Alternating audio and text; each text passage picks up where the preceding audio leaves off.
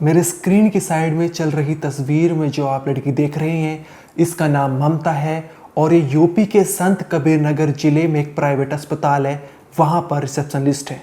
ममता दिखने में बहुत ही खूबसूरत है और उसने अपनी आंखों में हज़ारों सपने बसा रखे हैं अपने और अपने परिवार के लिए, लेकिन इससे पहले वो इन सपनों को पूरा करती उसकी दर्दनाक रूप से मौत हो गई। सोमवार यानी 7 अप्रैल को ममता अपने घर से शाम करीब 7 बजे अस्पताल से निकलती है। रात को 11 बजे वो अपनी माँ से बात करती है और बताती है कि सुबह तक घर आ जाऊंगी। लेकिन सुबह जो है वो ममता अस्पताल से ज़रूर निकलती है, लेकिन स्ट्रेचर पर लेटी हुई एक मुर्दा लाश के रूप में।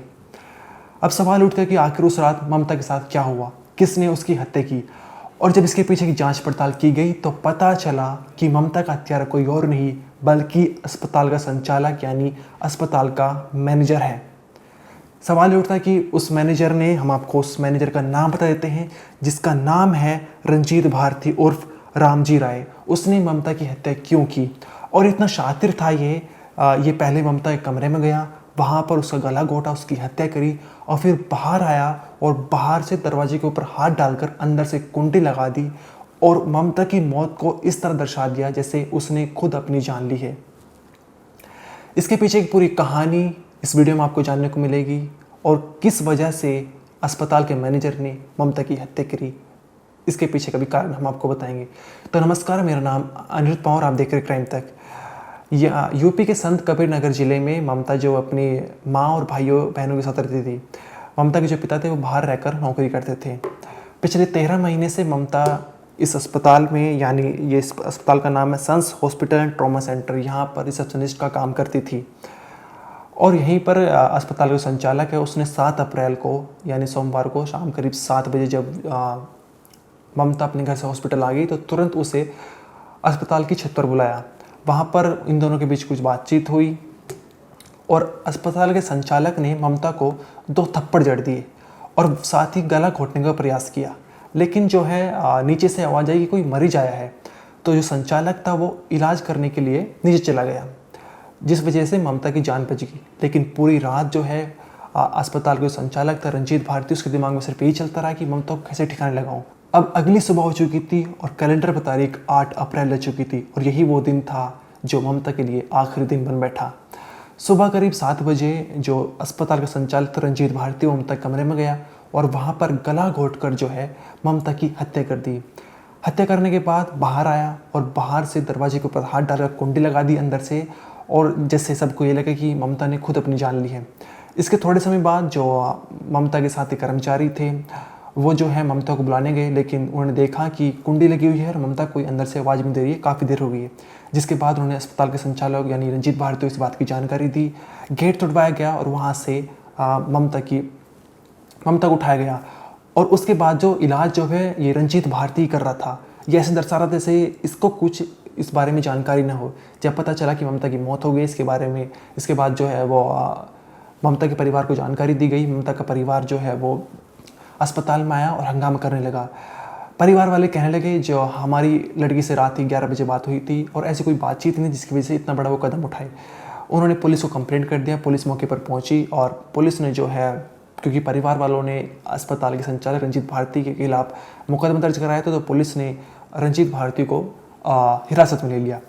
हिरासत के दौरान रंजीत भारती ने अपना जुर्म कबूला। उसने पूरी कहानी बताई। उसने बताया कि क्यों उसने ममता की हत्या की है और जब आप कारण जानेंगे तो आप भी चौंक जाएंगे।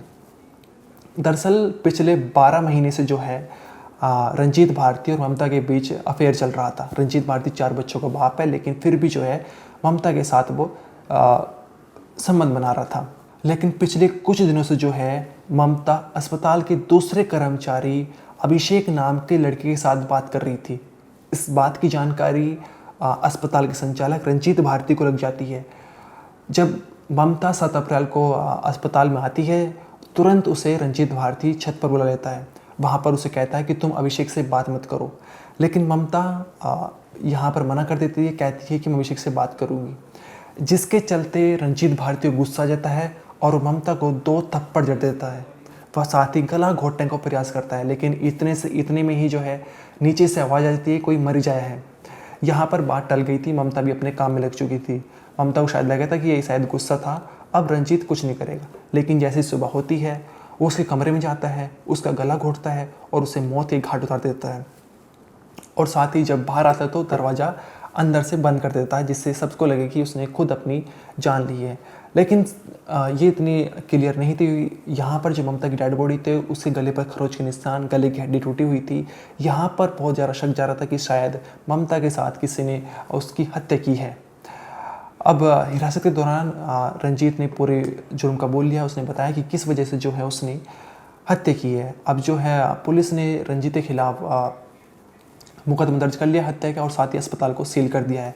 इसके अलावा अमर उजाला में छपी खबर के मुताबिक पुलिस की जांच पड़ताल में ये भी सामने निकल कर आया है कि जो अस्पताल पर बोर्ड लगा था वहाँ पर कुछ रजिस्टर्ड डॉक्टर और कुछ रजिस्टर्ड कर्मचारी के नाम लिखे हुए थे।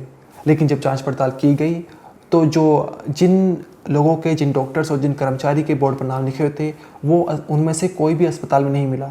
अस्पताल में कर्मचारी डॉक्टर थे वो सारे बाहरी थे, यानी एक तरह से फर्जीवाड़ा चल रहा था। यहाँ पर जो डॉक्टर रजिस्टर्ड है वे अस्पताल में मौजूद नहीं थे।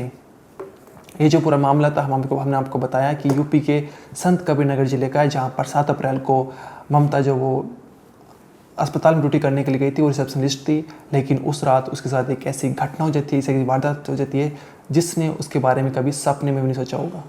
इस पूरे मामले को लेकर आपका क्या कहना है कमेंट सेक्शन में ज़रूर बताइए। इस वीडियो में तो नहीं, आप देखते रहिए क्राइम तक।